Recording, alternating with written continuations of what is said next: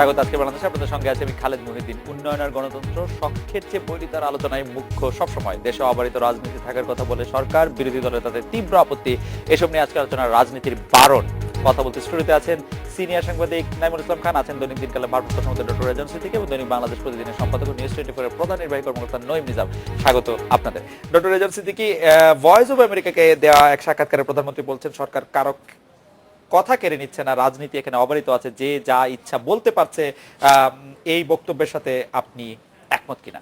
না, একমত না। আপনি ইচ্ছা করলেও সব কথা বলতে পারছেন না? না, কারণ এখানে যেমন ধরেন এ নিয়ে অনেক ডিবেট হতে পারে, কিংবা আমি এখানে যে বললাম যে না, তো আপনি বলতে পারেন যে এতে না তো বলতে পারছেন যে তাহলে এটাও কি মিথ্যা? আপনি এটা বলতে পারেন যে না, সব অবারিত আছে। অবারিত নেই। অবারিত নেই তার কারণ হলো যে আপনি খেয়াল করবেন যে মিডিয়ায় একটা জিনিস খেয়াল করেন। একটা ছোট্ট উদাহরণ হিসেবে আমি বলছি যে মিডিয়ায় আমরা কিন্তু প্রতিদিন গত 6 মাস ধরে বাংলাদেশ ব্যাংকের স্কামের পরে গত 6 মাস ধরে আমরা লিখছি এই টাকা এসে গেছে, অত কোটি টাকা এসে গেছে, ফেরত এসে গেছে, অত কোটি টাকা ফেরত এসে গেছে, অত কোটি টাকা ফেরত এসে গেছে বাংলাদেশ ব্যাংকের যে। কিন্তু দেখা গেল আসলে একটি পয়সাও ফেরত আসেনি, কিন্তু আমরা মিডিয়ায় অবিরাম লিখে গেছি। এই খবরটাও কিন্তু মিডিয়া প্রকাশ করেছে যে টাকা আসেনি। হ্যাঁ, এটা মানে অর্থাৎ কিন্তু টাকা মানে কি মানে ফিজিক্যালি টাকাটা আমরা হাত দিয়ে ধরি নাই আর কি। হ্যাঁ, কিন্তু টাকা এসে গেছে, টাকা এসে গেছে, পত্রিকায় কি টাকা এসে গেছে এসে গেছে লেখা হয়েছে কিনা কিন্তু আমার সন্দেহ আছে। হ্যাঁ, না, মানে একটা অংশ টাকা পেয়ে গেছে। $1.5 কোটি পাওয়ার করলাম, টাকা পাওয়া যায়নি। আমার লিড ছিল। না না না, পাওয়া যায়নি, সব লিড ছিল। সব কাগজের কথা বলছি না, ওটাই শব্দটার কোন কাগজ। আজকে যেমন ধরেন ফিলিপিনো আদালত বলছে যে অত কোটি টাকা ফেরত দিয়ে দাও। তার অর্থ কিন্তু এই নয় যে টাকাটা এসেছে, কারণ ফিলিপিনে ম্যানিলা স্ট্যান্ডার্ড পত্রিকা আজকে হলিডেতে রিপোর্ট দেখেছেন আপনারা গতকাল, তারা লিখেছে, তারা কঠোর সমালোচনা করেছে যে বাংলাদেশ সরকার খালি আমাদের কাছে টাকা দাও টাকা দাও টাকা দাও এই কথা বলছে, কিন্তু নিজেদের দেশের চোর ধরবার জন্য কোনো কাজই করছে না। এবং তারা এই যে সরকার যে আপনি সেই বক্তব্যের সাথে আপনি একমত? মানে ম্যানিলা স্ট্যান্ডার্ড পত্রিকার সাথে আপনি কারণ আজকে ধরেন তদন্ত কমিটির রিপোর্ট 30 তারিখে দেওয়া হয়েছে, 30শে মে। রাইট। আজ পর্যন্ত এই তদন্ত কমিটির রিপোর্ট প্রকাশ করা হয়নি। কেন হয়নি? এবং আমরা কিন্তু মিডিয়া খুব জোরের সঙ্গে এক্ষুনি প্রকাশ করা হোক বা এই বিষয়টা আমরা করতে পারিনি। যে যুক্তি আতিউর দিয়েছিলেন সেই একই যুক্তি আজকে অর্থমন্ত্রী দিয়েছেন। তাহলে আতিউরকে আপনি কেন এখান থেকে ভাই, আমার একটা প্রশ্ন আছে। তাহলে এই কথার পর আপনি কি স্টেবলিশ করলেন? তাহলে কি বলা যায় না, মানে কি সাংবাদিকতায় কি সমস্যা? আপনি তো সবটাই বললেন। আমি ওটাই তো আমি বলছিলাম, কোনটা বলা যায় না? বলা যায় না এখানে কি যে এর পেছনে যে অর্থাৎ এই যে একটা আমি উদাহরণ দিচ্ছি, কিন্তু যে বাংলাদেশ ব্যাংকের এই যে রিজার্ভ চুরি, এর পেছনে এমন কোন রাঘব বল আছে বা এমন কোন প্রভাবশালী ব্যক্তি আছে যার জন্য এই রিপোর্ট প্রকাশ করা যাচ্ছে না, যেটা আপনার মনে আছে? ডক্টর রাজা সিদ্দিকী, এইটা কি এরকম হতে পারে যে আপনি বলছেন যে জনাব ফরাসউদ্দিন সাহেব এমন কাউকে খুঁজে বের করেছেন যিনি হচ্ছে তার পরিচয় বার হলে সেটা সরকারের জন্য একটা এম্বারেসিং হবে? নিশ্চয়ই। আর কিন্তু ফরাসউদ্দিন সাহেবকে যখন এই দায়িত্ব দেওয়া হলো তখন কিন্তু বলা হলো যে তিনি সরকারের লোক, তাকে লোক দেখানোর জন্য রিপোর্টটি দেওয়া হচ্ছে। তারপরেও পাচ্ছে না। আপনি খন্দকার ইব্রাহিম খালেদ, উনিও সরকারের লোক, কিন্তু উনি যখন তার রিপোর্ট দিলেন তখন কিন্তু অর্থমন্ত্রী প্রথমে বললেন যে না, এমন প্রভাবশালী লোকদের নাম আছে যা প্রকাশ করা বিপজ্জনক। আমি একটু জনাব নাইমুল ইসলাম খান আপনার কাছে আসি, যে ডক্টর এজেন্সি থেকে স্পষ্ট বললেন যে অনেকগুলি ক্ষেত্রেই আসলে আমরা কিছু বলছি না, এটা হয়তো ভয়ের কারণে হতে পারে। তিনি টাকা আদায়ের ক্ষেত্রে বাংলাদেশের গণমাধ্যমগুলির একটি কথা বলেন। আমার মনে হয় যে একেবারে যদি খুব মানে একেবারে সিরিয়াসলি ডিসকাশনে যাই, যে আমরা তো বলতেই পারি যে আমরা তো অনেক কথা বলতে পারি না, মিডিয়াতে বলতে পারি না, এবং এর মধ্যে আবার একটা বড় অংশ আছে বলার কথাও না। মানে এটাতে বলতেই হবে তা না, এগুলি সবসময় প্রমাণ থাকে না, আমরা উড়ো উড়ো কথা থাকে।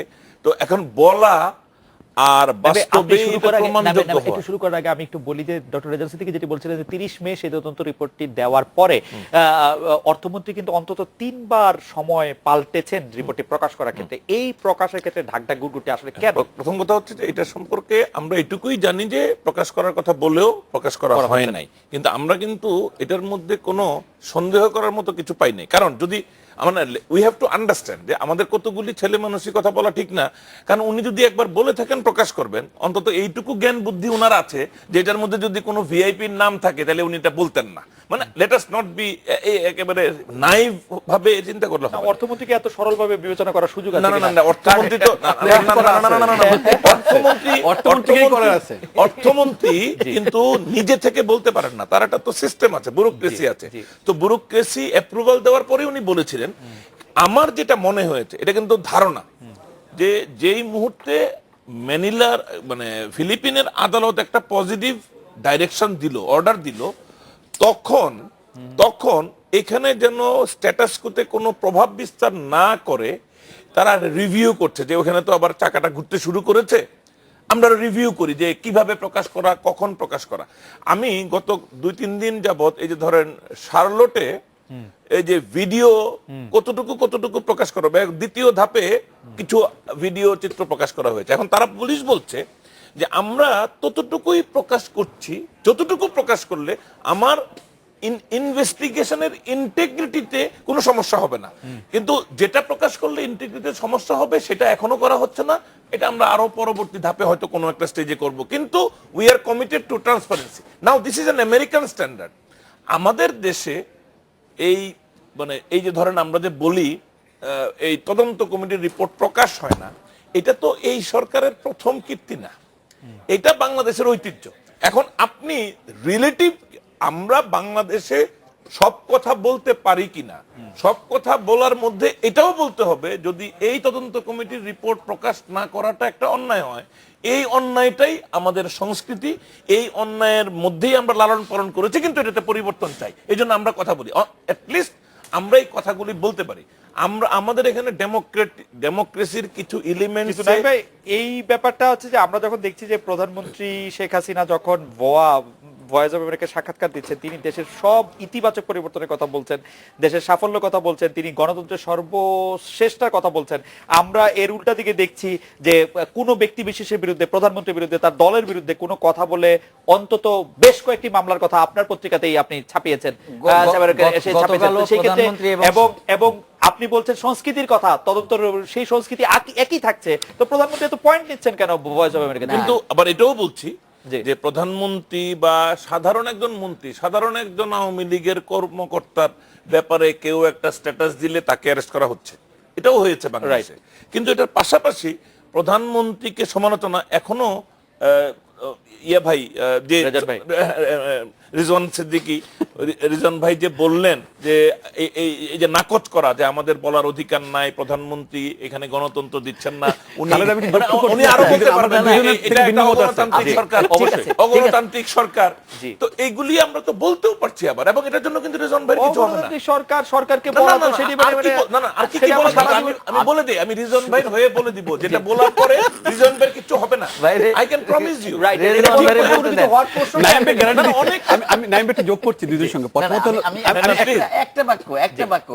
গতকালের সংবাদপত্র আছে, প্রধানমন্ত্রী এবং সরকারের সমালোচনা করার জন্য ফেসবুকে 3 জন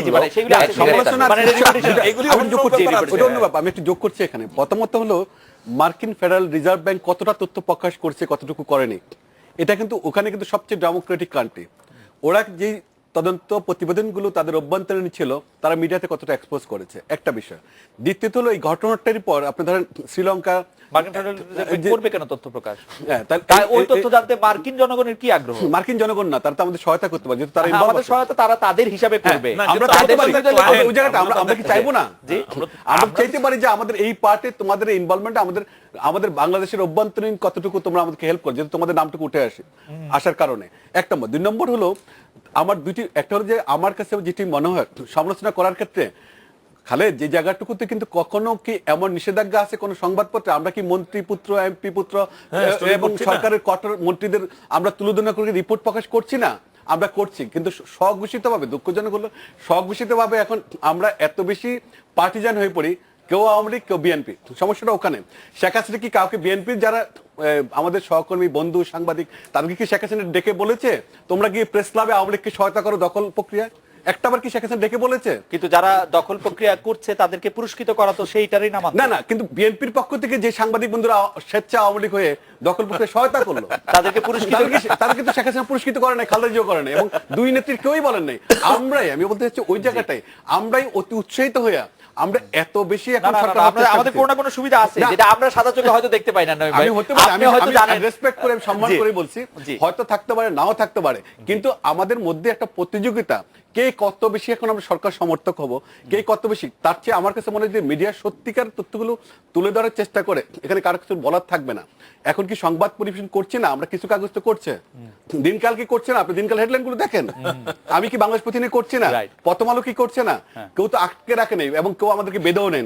বিচ্ছিন্ন ভাবে মামলা হয়, বিচ্ছিন্ন ভাবে, আমি তো রেজওয়ান ভাই থেকে আমি বেশি মামলা ফেস করছি, রেজওয়ান ভাই থেকেও আমি মামলা বেশি ফেস করি, তো এটা বিচ্ছিন্ন, কিন্তু এটা একটা মফস্বল শহর থেকে হচ্ছে। প্রথমত হলো এজ এ পেশাদারিত্বের জায়গাটুকুতে আমরা মিডিয়া কর্মীরা কতটুকু আছি, থাকি এবং থাকবো, আমরা সেই জায়গা থেকে সরে যাওয়াটা, ওই জায়গা থেকে আগে আসতে হবে। আপনি মনে করছেন সরকার দোষার পরের পর আপনি মনে করছেন যে প্রধানমন্ত্রী সহ সরকারের সমালোচনা করা এবং গণতন্ত্র, আমি মনে করছি এটা কিন্তু আমরা স্বঘোষিত ভাবে করি না, আমাদের কেউ আটকে রাখে না, আমাদেরকে ঘোষণা দিয়ে নামলাম সরকারের বিরুদ্ধে, এটা তো হতে পারে। শেখ হাসিনা কি বলেছে আমার সংবাদ সম্মেলনে এসে তোমরা শুধু তোষামোদী করবে? একটিবার বলেছে কোথাও? শেখ হাসিনা কোথাও বলেনি। একটু খুশি খুশি কি হয়? না খুশি এখন প্রশ্ন করেননি, আপনি কি শেখ হাসিনাকে কঠোর সমালোচনা করে প্রশ্ন করেননি? সমালোচনা করেন আরে ভাই, আমি ওটা বলেছি না, সমালোচনা বলিনি, আমি সাংবাদিকতার দায়িত্ব ছিল। আমি ছোট মানুষ সেজন্য করতে পারছি না, বড়রা আপনারা বড়রা করেন না, এখন বড়রা আমরা তো সম্মত করি, আমরা বড়রা তো সম্মত এত বেশি করি। আমাদের একজন বড় সম্পাদক যখন উনি দীর্ঘ বক্তৃতায় স্তুতি করতে করতে এমন পর্যায়ে গেলেন যে প্রধানমন্ত্রী তো লাইভ অনুষ্ঠানে বললেন যে আপনি কি প্রশ্ন করছেন না বক্তৃতা করছেন, তারপরেও তো আমাদের এই স্বনামধন্য সাংবাদিককে উনি বন্ধ করতে পারেন। আগে আমাদের পেশাদার হতে হবে। আমি রেজওয়ান ভাইকে একদম বলতে চাই এই জায়গাটুকু, আগে আমাদের পেশাদার হতে হবে। রেজওয়ান ভাইয়ের কাগজে কোনো বাধা আছে বলে আমি মনে করি না, আমি দিনকাল পড়ি। আমি একটু রেজওয়ান ভাইয়ের কাছে, রেজওয়ান ভাই আপনি পত্রিকায় প্রকাশ করার ক্ষেত্রে আপনি কোনো বাধা অনুভব করেন কিনা? না, বাধাটা আমাকে সরকার বলে নাই যে এই জিনিসটা ছেপো না, আচ্ছা এই জিনিসটা ছাপো। হ্যাঁ, কিন্তু দেশের যে পরিস্থিতি বা যে সরকারের যে মনোভাব, সে মনোভাবটা কিন্তু আমি বিবেচনায় রাখি। অর্থাৎ আপনি আমাকে বলতে পারেন যে আমি সেলফ সেন্সার্ড, মানে মনোভাব বিবেচনায় রেখে, কি মনোভাব বিবেচনায় রেখেই আমি একটা শিরোনাম করি, আমি একটা নিউজ করি। যেমন আমি কিন্তু দিনকাল পড়ি, মনোভাব বিবেচনায় না রাখলে আপনি কি করবেন? তাহলে কি হতো? আজকের যে সংবাদপত্র বেরোবে, আমি একটু আনতে পাবেন কিনা জানতে চাই। আমি আজকের দিনকালটি এনে আজকের সংবাদপত্রে আমার একটা হেডলাইন আছে, এটা আমি দ্বিধা করি নাই, বাসমণি সিং জামিনে। বাসমণি সিং মানে যে বাঁশ দিয়ে ভবন নির্মাণ করেছিল কন্ট্রাক্টর, আওয়ামী লীগের নেতা, সে জামিনে। হামলেস নিউজ। আমাকে তো মানে আপনি যদি সেলফ সেন্সর না করতেন তাহলে আপনি কি লিখতেন এটা? না,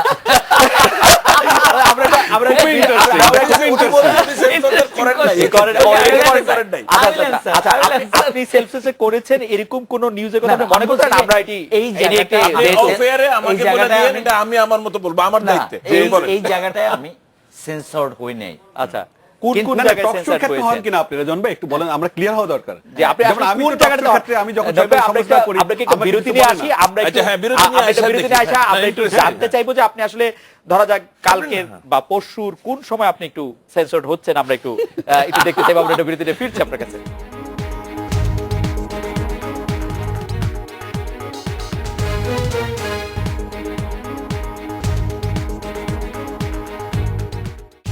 আজকে বাংলাদেশের দিনকাল বিষয়ক আলোচনার ফাঁকে নাইম ভাই আপনাকে একটি নতুন প্রশ্ন করতে চাই যে বিএনপি কে রাজনৈতিক স্পেস দেওয়া হচ্ছে বলে যে প্রধানমন্ত্রী দাবি করছেন, তাহলে সভা সমাবেশের অনুমতি বিএনপি পাচ্ছে না কেন, যেটি বিএনপি অভিযোগ করছে, নাকি মানে এই অভিযোগটি মিথ্যা?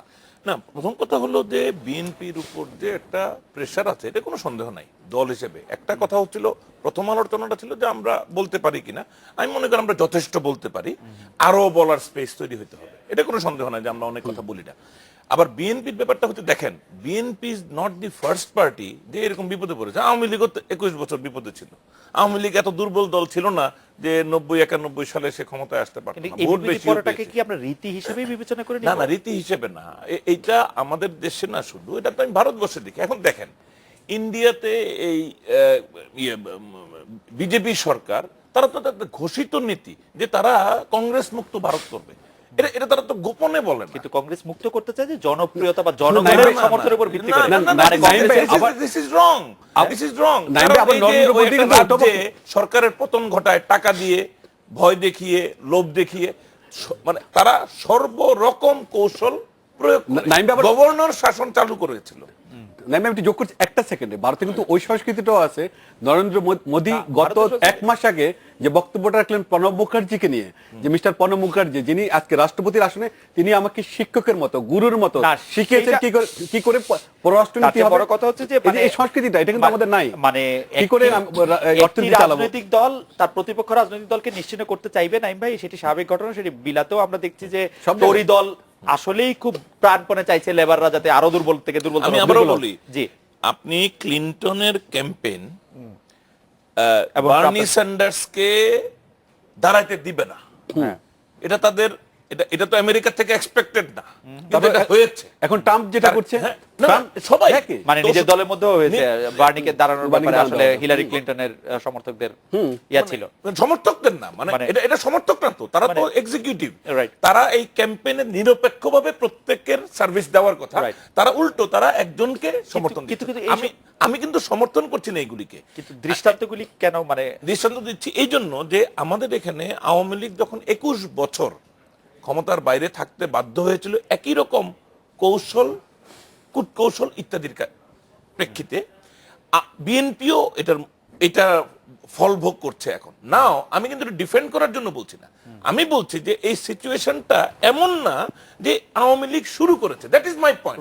সো রেজলিউশন মানে এই প্রবলেমটার আলোচনার সময় ওই ব্যাকগ্রাউন্ডটা না বলে আলোচনা করা যাবে না, বলে আলোচনা করে। আমি শুধু এক কথা আপনাকে জানতে চাইবো যে এই সময়টুকু আপনার কাছে আকাঙ্ক্ষিত কিনা, যে বিএনপি কে এরকম একটি চিপার মধ্যে থাকতে হবে, যেটি আমরা মাইনকা চিপা বলতে পারি। না মাইনকা চিপা, আমি আবারও বলি, এখন আপনাকে তো মার্কেট অনুযায়ী কথা বলতে হবে। বিএনপি এই মাইনকা চিপায় পড়ছে অন হিজ ওন, তার জন্য কারণ হলো না জি, তাকে ধরেন আওয়ামী লীগ, আচ্ছা ভাই আমরা তো সবাই সাংবাদিকই, মানে ওয়ার্কিং জার্নালিস্ট, আমরা তো এখানে অন্য কিছু না।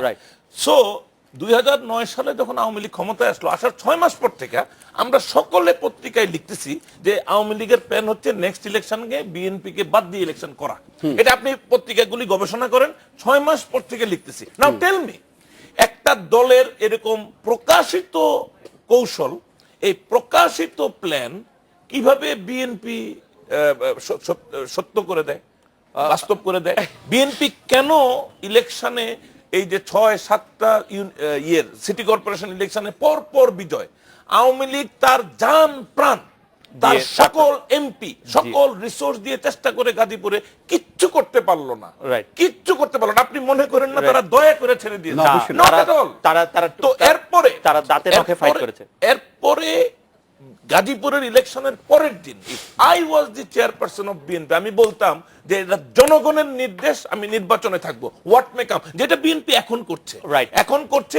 আজকে আমি একটা স্টোরি করে এসেছি, বিএনপির মহাসচিব বলছে আমরা আগাম নির্বাচন চাই না, আমাদের এটা স্টোরি, আগাম নির্বাচন চাই না, আমরা সুষ্ঠু নির্বাচন চাই।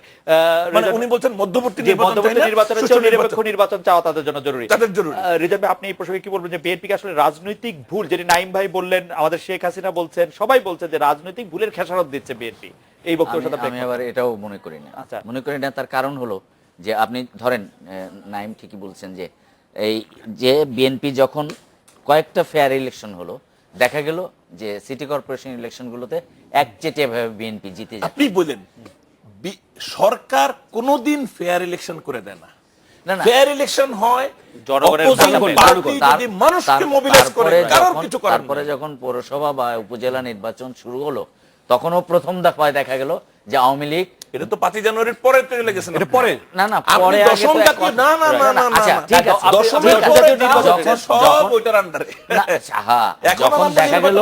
যখন দেখা গেল এরা জিতে যাচ্ছে, তখন সরকার একটা ব্লুপ্রিন্ট তৈরি করলো, যে ব্লুপ্রিন্টের মাধ্যমে যে কোনো ইলেকশনই হতে দেব না, মানুষকে ভোট কেন্দ্রে এবং আসতেই দেব না, এই- এবং এটা ছিনিয়ে এটাই নিয়ে হলো- চলে যাবে। এই ব্লুপ্রিন্টের মধ্যে এটাও ছিল যে বেগম জিয়া নির্বাচন বর্জন করবেন। না না না না, উনি বেগম বলছেন, জিয়াকে দিয়ে উনি নির্বাচন বলছেন, না, নির্বাচন বর্জন করার উনি ছিল বেগম উপায়টা জিয়ার কি? না না রেজওয়ান ভাই, ওই সময় কিন্তু 5 জানুয়ারি ইলেকশনের আগে সারা বাংলাদেশের বেশিরভাগ জেলায় সরকারের দল বিচ্ছিন্ন হয়ে পড়েছিল, পড়েছিল already। প্রশাসন কিন্তু বের হতে পারতো না, আরে পুলিশ কত বের হতে পারতো না। জনের টিকেট করে এইভাবে একটা ফেলছে জনমত বিদেশে থেকে চলে যাওয়ার বিএনপি কে জন্য। কিন্তু রিয়েলাইজ করতে হবে তারা এই জায়গায় কেন আসলো। দ্বিতীয়ত হলো আপনার একটা অবরোধ তারা 3 মাস করলো, অবরোধ কবে প্রত্যাহার করলো দেশবাসী জানে না। একটা রাজনৈতিক দল কি একটা এতটুকু দায়িত্বপূর্ণ হবে না আমাদের দেশে? হ্যাঁ, হামলা মামলা সরকারের তো থাকবে, আছে, এটা আমি কিন্তু এখানে ভিন্নমত করছি না, কিন্তু 2001 সালের যে পথ পরিক্রমা কিন্তু নয় ভাই, একটা হ্যাঁ। রাজনৈতিক দল আসলে অনেক ভুল করতে পারে, সেই ভুলের সবকটা সুযোগই কি সরকারের নিতে হবে? এটা না, না, কি আমাদের তো ওই নিয়েছে? গণতান্ত্রিক হ্যাঁ, সংস্কৃতি কি আমাদের নেই, নিয়েছে? আমাদের ওই কালচারটাই তৈরি হয়নি। কিছু 30,000 রাজনৈতিক 30,000 নেতা মামলা, জেলে- আমাদের 30,000 30,000 মামলা। বেশি, আপনি যদি জি। মামলা হিসাব করতে হয়তো 30,000 বেশি, এবং সারা বাংলাদেশে মামলার পরিমাণ 5 জানুয়ারি ইলেকশনের পরে বেশি দাঁড়িয়েছে, এবং 3 মাসের আন্দোলনকে ঘিরে বেশিরভাগ মামলা কিন্তু দায়ের করা হয়েছিল। এক একটা এক একটা ঘটনার তো একটা ঘটনা মামলা হয়, হতো, কিছু করার নাই এবং তো। সরকার আমাদের দেশে যেহেতু প্রতিহিংসা পরন্ত একটা জায়গা কাজ করে, করে। সেটা এই কারণে সরকারগুলো করে থাকে। এই জায়গাটুকু একটু সতর্ক থাকা দরকার ছিল দল হিসাবে বিএনপির। রেজন ভাই, ওই জায়গাটা বলছি যে দল হিসাবে বিএনপিকে সতর্ক থাকা দরকার ছিল না, হ্যাঁ, যে কিন্তু আমাকে তো সরকার কৌশল। আক্রমণ করবে, কৌশলী জায়গাগুলো। সুতরাং এবং আমি কিভাবে রক্ষা ইন্টারন্যাশনাল করবো? আন্তর্জাতিক পলিসি এন্ড ন্যাশনাল পলিসি দুইটা জায়গায় বিএনপি আরেকটু স্পষ্ট হওয়া দরকার। এই কারণেই বৃহত্তর জনগোষ্ঠীর স্বার্থে আমরা অপোজিশনকে বাদ দিয়ে একটা অপোজিশন থাকবে না, এটা হতে পারে না। বিএনপি যে দুর্বল, এটাই তো আমাদের গণতন্ত্রের সবচাইতে বড় সংকট তৈরি করছে। কারণ আমাদের এটার জন্য এটা ছিল ঐশ্বর্য বাংলাদেশের, যে দুইটা শক্তিশালী দল। এখন বিএনপি তার সরকারের, পুলিশের তাদের উপর প্রবল মানে অ্যাকশন, আই এগ্রি, বাট এই অ্যাকশনগুলি কার্যকর হচ্ছে because BNP has weakened itself. And how did they weaken themselves? By way of indulging in kind of politics. আপনি যে কোনো স্বৈর শাসনের ভেতরে আপনি কিন্তু এটাই দেখতে পাবেন যা হয়েছে। আপনি যদি আজকে উজবেকিস্তানের উদাহরণটা নেন, যে ইসলাম করিমভ কি করেছে। ইসলাম করিমভ এখানে তো আপনি জিয়াউর রহমান এরশাদের সময় ওকে, পাবেন। আপনি বলেন যে সেখানে এই স্বৈর যে শাসন তো পরিমাণ তখনও ছিল। নির্যাতন হয়েছে মানুষের উপরে, সেই নির্যাতনের ফলে সেখানে মানুষের টু শব্দ করার সমস্ত শক্তি হারিয়ে গেছে। এবং সেখানে একজন সাংবাদিক লিখেছে, আমি বাংলাদেশে সিচুয়েশন নাই। না না, বাংলাদেশের বাংলাদেশে একটা লোক, একজন রাজনৈতিক কর্মী, উজবেকিস্তানের সাথে তুলনা দিলে বাংলাদেশের প্রতি, আপনার আমার প্রতি, নহিমের প্রতি, খালেদার প্রতি অবিচার করা না হচ্ছে। না না না, আমরা কেন? বলি কি হচ্ছে, আপনি যদি গ্রামেগঞ্জে খবর রাখেন তাহলে আপনি দেখবেন যে শত শত হাজার হাজার পরিবার উদ্বাস্তু হয়ে গেছে নিজ গৃহে, যে এবং মানে- শহর থেকে, গ্রাম থেকে শহরে এসেছে, শহরে এসে তারা নানান ধরনের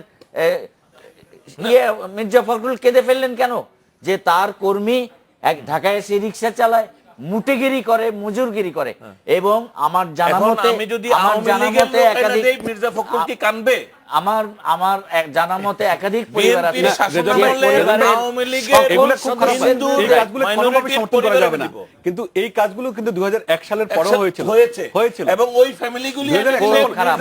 এটা কানবে না। নইম ভাই, খুবই খারাপ। আমরা আসলে এই কাজটি এই খুবই- আলোচনা থেকে যদি নইম নিজাম ভাই আপনার কাছে একটু আসি, যে আমি পুরনো কথায় আমরা একটা বিরতি নিয়ে ফিরে আসি, যে ফেসবুকে দেওয়া ব্যক্তিগত স্ট্যাটাস নিয়েও কেন মামলা হচ্ছে। আমরা যদি প্রশ্ন করি যে কোনটি সমালোচনার কোনটি কুৎসা, তার নির্ধারণই বা কি করে হবে, কে এটা নির্ধারণ করবে? সরকারের সমালোচনার ক্ষেত্রে যে মামলার ভয়, সেগুলি আমাদের মধ্যে বাধা হয়ে দাঁড়াচ্ছে কিনা, এবং সেটা আসলে শেষ কথায় আমরা একটা বিরতি নিচ্ছি, ফিরছি আপনাদের কাছে।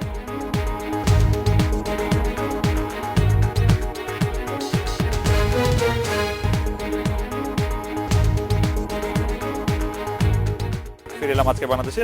নইম নিজাম ভাই, আপনাকে জানতে চাইছিলাম যে কোনটি সমালোচনার কোনটি কুৎসা, তার নির্ধারণ কি করে হবে? ফেসবুকে দেওয়া ব্যক্তিগত স্ট্যাটাস নিয়ে কেন মামলা হচ্ছে, মানে এইসবগুলি আপনাকে ভাবাচ্ছে কিনা? আমাকে ভাবাচ্ছে ওই জায়গাটুকুতে আমি মনে করি সোশ্যাল মিডিয়ার কোনো দায়িত্ববোধটুকু নেই।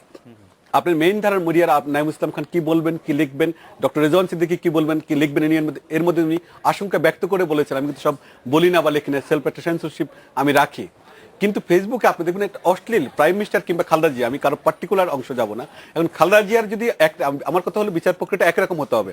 যদি খালেদা জিয়ার বিরুদ্ধেও কুৎসা রটনা হয়, তার সেটাও মামলা হতে হবে। একটা অশ্লীল ছবি খালেদা জিয়া দিয়ে দিল, কিংবা একটা মানে ছবি ইম্পোজ করে, আবার কিছু মন্তব্য করে, এবং শেখ হাসিনার ক্ষেত্রে যদি এরকম করা হয়, আমি মনে করি যে কারো বিরুদ্ধে এরকম কুৎসা রটনার পরে আইনের আশ্রয় যাওয়ার ক্ষমতা সে সংরক্ষণ করে সেলফ। কারণ আপনার আমার বিরুদ্ধে যদি মামলা হয়, আপনি ইন্ডিপেন্ডেন্ট সংবাদ পরিবেশন করে কুমিল্লা মামলা খাননি, রাইট? আপনার বিরুদ্ধে মামলা হয়েছে, রেজওয়ান সিদ্দিকীর বিরুদ্ধে মামলা হয়েছে, নাইমুল ইসলাম খানের বিরুদ্ধে মামলা হয়েছে। এগুলো আমাদের মোকাবেলা করতে হয়। তাহলে সোশ্যাল মিডিয়ায় একটা লোক যা খুশি তা লিখে দিবে একজন সম্পর্কে, একজন জাতীয় নেতা নেত্রী, বাংলাদেশের যিনি সৃষ্টি করেছিলেন বঙ্গবন্ধু শেখ মুজিবুর রহমান, কিংবা আমি কথার কথা জিয়াউর রহমান, কিংবা বেগম খালেদা জিয়া, কিংবা শেখ হাসিনা। দুটোর মধ্যে একটু পার্থক্য আছে কিনা? আপনি যখন বাংলাদেশ প্রতিদিনে কোনো কিছু ছাপান, আপনি একজন সম্পাদক হিসেবে দায়িত্ব নেন যে এই কথাটার আসলে আমি কোনো প্রকাশ ব্যাকগ্রাউন্ড করেছি। আছে, কিন্তু ফেসবুকে কোনো কিছু লেখা তো সেটা তো একটা ডায়েরি, একটা খোলা ডায়েরি, সেটার মধ্যে তো সে তো আর কোনো না, খোলা ডায়েরিতে আপনি মন্তব্য করতে পারেন যে বাংলাদেশে এই মুহূর্তে ডেমোক্রেসি নাই, আপনি এই মুহূর্তে জনমত সঠিকভাবে অগ্রসর হচ্ছে না, আমি ভোটাধিকার চাই, আমার নির্দিষ্ট সময় ভোট চাইতে পারি। কিন্তু আপনি যখন একটা অশ্লীল ছবি প্রকাশ করবেন, আপনি যখন অশ্লীল একটা কুৎসা রটনা করবেন, আমি মনে করি আইনের রাস্তায় যাওয়ার অধিকার শেখ হাসিনা, খালেদা জিয়া, ডক্টর রেজওয়ান সিদ্দিকী, সবারই মতিউর রহমান সবারই আছে। সবারই আছে। এখন এটা জিনিসটা যেটা হয় যে এবিউজ হয় আসলে। জি। এই নারী নির্যাতনের আইনটা যখন হলো তখন কিন্তু সারা দেশে ব্যাপক এবিউজ হইতো, মানে ওটা খেয়াল রাখতে হবে। এইগুলির এবিউজ যাতে অপব্যবহারটা না হয়। হ্যাঁ, একটা যে আইনটি তৈরি করলে এটা অপব্যবহার না করা হয়, অপব্যবহার যেন না এটা হয় সতর্ক সেটা থাকতে খেয়াল হবে। রাখতে হবে। প্রয়োজনে আইনটা পরে সংশোধনের প্রয়োজন অকারণে হতে কাউকে পারে। এটার জন্য কারাভোগ করতে না হয়, আটক না করতে হয়, সেটা হলো মূল বিষয়। নাই ভাই, আমি আপনার কাছে একটু অন্য বিষয় নিয়ে আসতে চাই। আপনি মানে আমি একটু সংবাদ মাধ্যমের দায় দায়িত্বগুলি একটু বুঝতে চাই। আপনি জানেন যে 2014, 15, 13 এই সালগুলিতে সরকার একটি বড় ধরনের সাফল্য অর্জন করলো যে মঙ্গা মুক্ত করতে পেরেছে উত্তরাঞ্চল। কিন্তু এই বছরই আমরা দেখলাম অতি দারিদ্র সীমার নিচে 50 লাখ লোক আছে বলে সরকার 10 টাকা কেজি ধরে চাল দিল। আমরা মেইন মিডিয়াতে এটাকে খুব বেশি চ্যালেঞ্জ করা, তার মানে সেটি কেন বলা হলো, সেটা রাজনৈতিক স্ট্যান্ড কিনা, আমরা এরকম কোনো কিছু কিন্তু আমরা দেখি নাই। না, এটার মধ্যে রাজনীতি আছে, মানে আংশিক রাজনীতি, আংশিক মানে মানে প্যাট্রোনাইজেশন। এক মিনিট আমরা একটু বাংলাদেশ দলকে একটু কংগ্রেচুলেশন দিতে চাই। প্রথম ম্যাচ সিরিজটি ভালোই শুরু করলো, আফগানিস্তানকে হারিয়েছে বাংলাদেশ। খুব উত্তেজনাপূর্ণ খেলা হয়েছে, লাস্ট মোমেন্টে প্রায় অনিশ্চয়তার মধ্যে একদম অভিনন্দন না জানার কোনো উপায় নেই এখানে, সবাই আমরা যারা বসে আছি। কারণ বাংলাদেশের সাফল্য মানে কি, বাংলাদেশের প্রতিটি মানুষের একটা আজকে অপেক্ষা থাকে যে আমরা জয়ের খবরটি কখন অবশ্যই, শুনবো। এবং জয় ছাড়াও কোনো কিছু নিতেই আমরা রাজি না। রাজি নেই। সেটা দুর্বল দলের বিরুদ্ধে দিতে রাজি না, বড় দলের বিরুদ্ধে রাজি না। বাংলাদেশ দলকে আমাদের কৃতজ্ঞতা জানাতে হবে যে আমাদের যে এই জয়ের খিদা তারা অনেক পূরণ করতেছে। এখন আর আগের মতো এরকম আগের মতো না। জি না, মানে এটার মধ্যে মানে 50 লাখের বেশি লোক দারিদ্র সীমার নিচে, যাদেরকে 10 টাকা কেজি দরে চাল দেয়া হবে, এই কথাটি যদি দিনকাল পত্রিকা লিখতো যে বাংলাদেশের আসলে 32 ভাগের 1 ভাগ লোক এখন চরম দারিদ্র সীমার নিচে, যাদেরকে 10 টাকা কেজি চাল দিয়ে সাহায্য করতে হবে, আমার তো মনে হয় যে এটি সরকার অস্বীকার করতে হবে। কথা হচ্ছে যে এই চালটা যদি দেওয়া হয় এবং সততার সাথে দেওয়া হয়, এটা যদি চরম দারিদ্র সীমার মধ্যে এত লোক নাও থাকে, তারা যদি একটু হায়ার ক্যাটাগরিরও হয়, এটা তো রাষ্ট্রের জন্য ক্ষতিকর না। তারা মানে পাওয়ার মতো কাছাকাছি একটা মানুষ। কিছু রাষ্ট্রের জন্য ক্ষতিকর নাই ভাই। আমরা যদি দেখি যে এই যে বীজ নতুন কৃষি মৌসুম আসছে, সেখানে কাজ করার জন্য লোক পাওয়া তাতে মুশকিল হয়ে যাবে কিনা। আমরা দেখেছি যে কৃষিখাতে যারা দিনমজুর খাটেন তাদেরকে তো আসলে খুব বেশি পাওয়া যাচ্ছে না। এটা এখনই কিন্তু গ্রামে এই সংকটের জন্য যদি আপনি মূল্য বৃদ্ধি রাখেন, এটা তো পজিটিভ ভাবে, আমার লোক পাওয়া যাচ্ছে না, এটা কিন্তু এটাও একটা উন্নয়নেরই চিত্র। এখন তার মানে হচ্ছে আমার এই লোকগুলি এর চাইতে বেটার ইনকাম করার অপরচুনিটি আছে। তো তার মানে আমার কৃষির ক্ষেত্রে হয়তো মানে যন্ত্রপাতির ব্যবহার বাড়াতে হবে, আমার লোকের মানে আমরা যেভাবে ফ্র্যাগমেন্টেড জমি করি, এখন হয়তো সমবায় ভিত্তিক গ্রামের মানুষ একটা গ্রাম পুরো একসাথে ফসল করবে, যাতে ফসলও ভালো হবে, মেকানাইজড হবে, আমরা হয়তো আরো উন্নততর ফসলও করতে পারবো। তো এগুলি সমাধান অন্যভাবে। এটা ফ্যাকচুয়ালি রাইট কিনা যে বাংলাদেশের 50 লক্ষ লোক এখন চরম দারিদ্র সীমার নিচে বাস করে? সরকারকে এই তথ্যটি যখন আমি বলি, সরকার এই তথ্যটি নিতে রাজি আছে কিনা? না, এখন কিভাবে সাফল্য, মানে এখন জিনিসটা হচ্ছে যে definition of চরম দরিদ্র while deciding যে 50 লক্ষ পরিবারকে দেওয়া হবে, আর একটা সায়েন্টিফিক ডেফিনেশন বা আমাদের যে লিগ্যাল ডেফিনেশন এক নাও হইতে পারে। আমাদের কিন্তু এইরকম পার্থক্য হয়। রাজনীতিটি প্রধান হয়ে যাচ্ছে এখানে, রাজনীতিটা গুরুত্বপূর্ণ হয়ে যাচ্ছে। যেহেতু যে ওয়াদা ছিল যে 10 টাকা কেজি চাল দেওয়া হবে, ওয়াদা ছিল চাইতে যে আমি দিতে পারছি, বাংলাদেশ যে এফোর্ড করে এই সাবসিডিটা, এইটাও একটা স্ট্রেংথ শো করার সম্ভবত একটা পলিটিক্যাল ইচ্ছা এই সরকারের হয়েছে। এখন এই ইচ্ছাটা, আমি আবারও বলি, যদি এটা সৎভাবে ডিস্ট্রিবিউশন হয়, এখানে যদি লুটপাট না হয়, যেটার আশঙ্কা আছে, চুরির আশঙ্কা আছে, লুটপাট মানে মাঝখানে কেউ এটা ভোগ করবে, এইগুলি যদি না হয়, এইগুলি যদি নিয়ন্ত্রণে রাখা যায়, মিডিয়া যদি এখানে ওভারসাইটটা রাখে, তারা যদি এটা ধরে, আমার মনে হয় যে এটাতে দোষের কিছু নাই এই রাজনীতি। আমার মনে হয় যে অর্থনীতিতে বিরূপ প্রভাব পড়বে কিনা সেটা নিশ্চয়ই অর্থনীতিকে আরো বেশি গবেষণা অর্থনীতিতে করবে। প্রভাব পড়বে।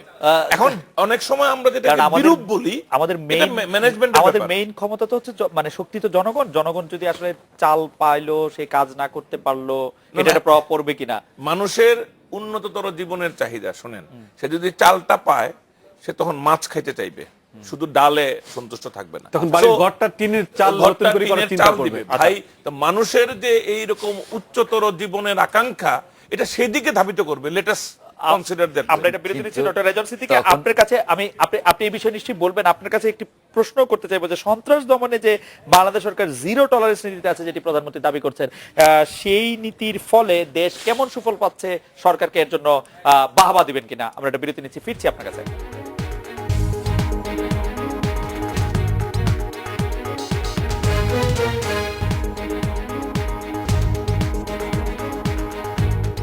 ফিরে এলাম আজকের বাংলাদেশে। ডক্টর রেজাউল সিদ্দিকী, প্রধানমন্ত্রী বলেছেন সন্ত্রাস দমনে বাংলাদেশ সরকার জিরো টলারেন্স নীতিতে আছে, এই নীতির ফল দেশ কেমন পাচ্ছে এবং এর জন্য সরকারকে আপনি সাধুবাদ দিবেন কিনা।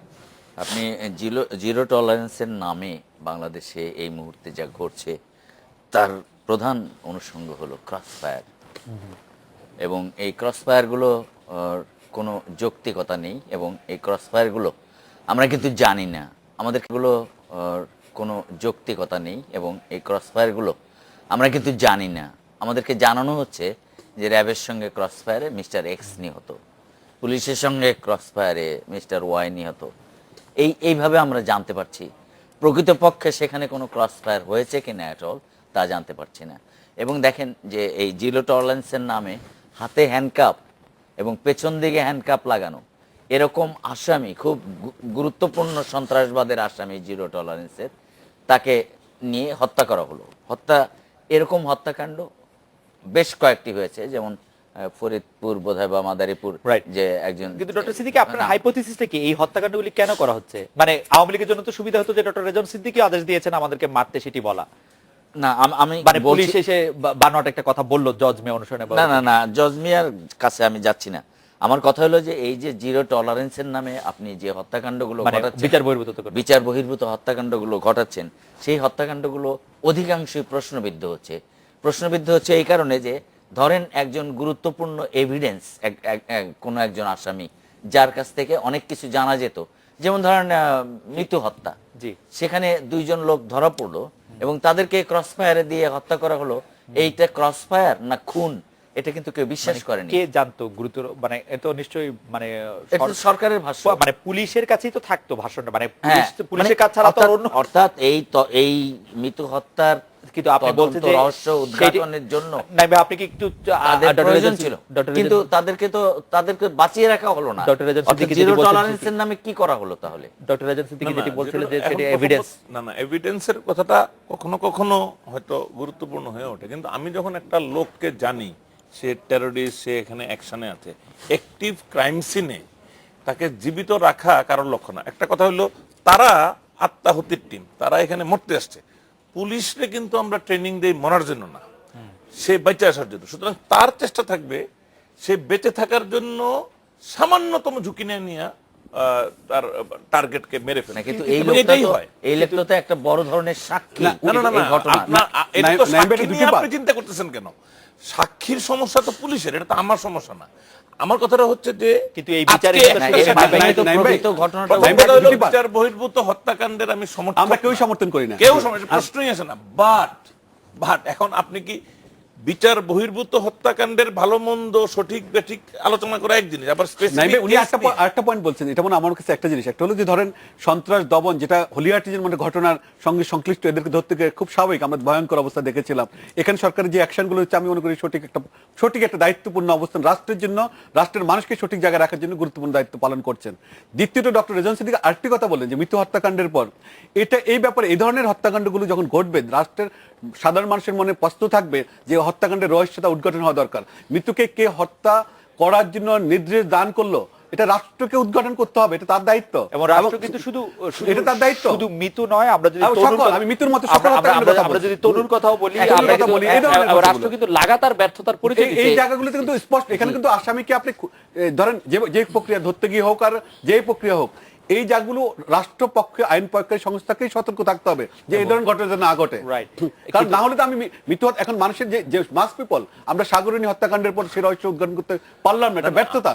কিন্তু মৃত্যু হত্যাকাণ্ডের পাঠটা একরকম যেন না হয়, যেটাই হোক, মানে কঠিন সত্য যতই কঠিন হোক বের করতে হবে। একেবারে সশ্রদ্ধভাবেই আপনার কথায় সমর্থন জানাই, কিন্তু ফ্যাক্ট রিমেইনস যে আমি গতকাল সিএনএনে দেখলাম যে আমেরিকাতে গত 1 বছরে 4.4 million people were stopped by police.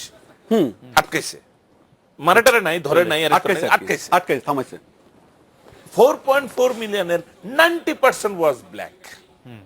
নাও এখন এইটা আমেরিকার ডেমোক্রেসি, আমেরিকার উচ্চতর ট্রেনিং, এটা কি সমাধান করতে পারছে? না, পারে নাই। তো আমরা কেন, আমাদের পুলিশের হিস্ট্রি দেখেন, পুলিশের হিস্ট্রি কিন্তু মিলিটারি হিস্ট্রির তুলনায় অনেক সংকুচিত, মানে অল্প। পুলিশ বেশি দিন হয় নাই তৈরি হয়েছে। আমাদের এখানেও পুলিশ রিফর্মের ব্যাপার, পুলিশের ট্রেনিং এখনো ব্রিটিশ আইনে চলে, কিন্তু এখনো ব্রিটিশ আইনে চলে, ঔপনিবেশিক আইন। আমরা এখানে পুলিশকে যে ট্রান্সপারেন্ট করা, পুলিশকে যে জনবান্ধব করা, যেটাকে আমরা আধুনিকায়ন করা, মানে বা সময় উপযোগী করা, পুলিশিং এর যে ফিলোসফিতে নিয়ে আসা, তো এইগুলিতে থেকে আমরা তো অনেক দূরে। তো আমরা পুলিশের কাছ থেকে কি চাই? এখন যদি আমরা আলোচনা করি ক্রস ফায়ার, তো ক্রস ফায়ার দুইটা ঘটনা, একটা হলো জঙ্গিবাদ দমনের ক্ষেত্রে সরকার যে নীতিমালা, এই জিরো টলারেন্স পারফেক্ট অলরাইট, এটা মানুষ সমর্থন করছে। কিন্তু মৃত্যু হত্যাকাণ্ডের মতো যেসব ঘটনাগুলো ঘটছে, এই ব্যাপারে আমি মনে করি যে একদম কোনোভাবে, আমি এটাই বলছি, আমেরিকাতে যে ওই 90% কালোকে আটকানো হয়, এটাও কিন্তু কেউ সমর্থন করে না। ইভেন আমেরিকান পুলিশের যদি চিফকে জিজ্ঞেস করা হয়েছিল, সেও বলে যে something is wrong, we have to address ইট। কিন্তু তার মানে এই না যে তারা এটা সমাধান করে ফেলতে পারতেছে এত দ্রুত। সো আমরা কি আশা করতেছি যে এই সমাধানটা হবে? মানে কিন্তু দ্রুত সমাধান না হোক, আমরা কি সমাধানের পথে হাঁটতেছি, নাকি আমরা আসলে আমাদের পুলিশ বাহিনীকে ব্যবহৃত হইতে দিতেছি? This is very important. আমাদের গভর্নেন্সে, ওভারঅল গভর্নেন্সে যদি ইমপ্রুভমেন্ট না হয়, এটার হবে না আলাদা করে। সুতরাং আমাদের গভর্নেন্সের যে সীমাবদ্ধতা আছে, যার জন্য আমরা বলি যে আমরা কিছু কিছু কথা হয়তো এখনো বলতে পারি না। আমরা আরো আগে আরো বেশি কথাই বলতে পারতাম না, এখন আমরা বলতে পারি। কিভাবে?